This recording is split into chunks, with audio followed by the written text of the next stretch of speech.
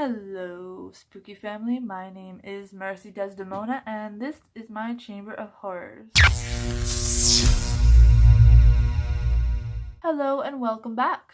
Today we are going to be talking about the 1960 Mario Bava flick, Black Sunday, that features one of my favorite actresses, Barbara Steele.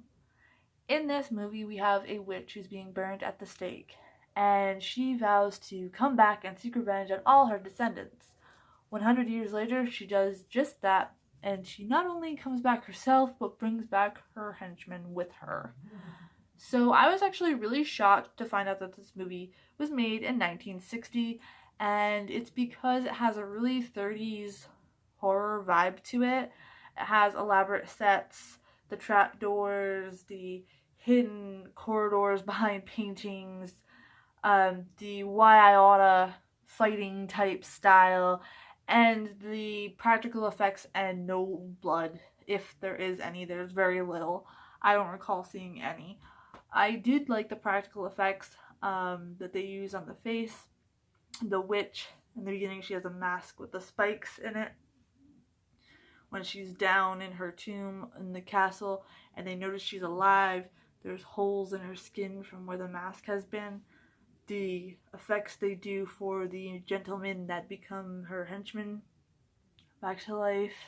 It's not really like zombified, but you could tell that it's kind of weird because they're not really decayed. You could just tell they're kind of like old skin, kind of, because they're demonic, so they kind of live forever sort of ordeal.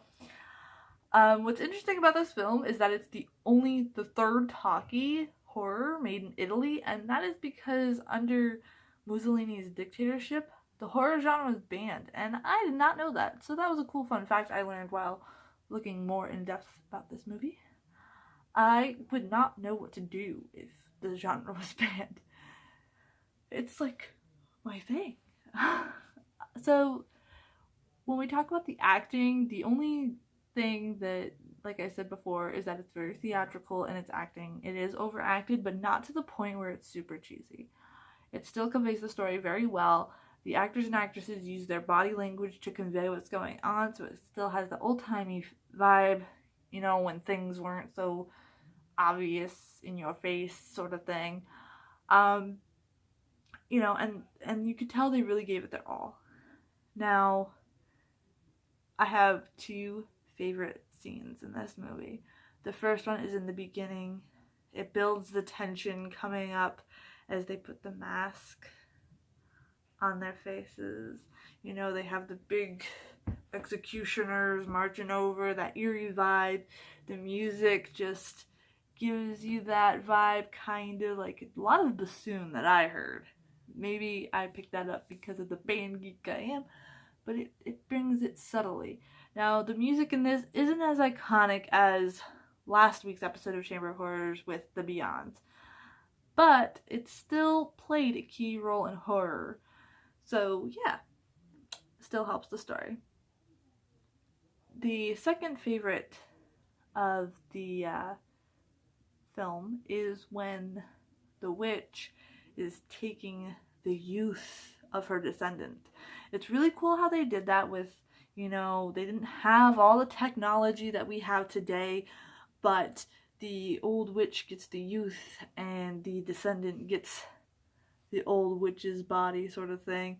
It was really cool how they did that, and I find it fascinating that they could do that with so little. You know me, I like the classic stuff.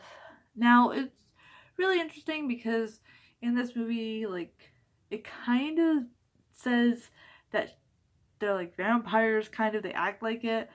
I don't really see it. I see it more as like a witch movie and bringing up her demons sort of thing. But, you know, all in all, it's a good classic, and I think you guys should give it a try. If you do give it a try, let me know in the comments down below your thoughts. Is it your thing? Is it not your thing? Share with me down below.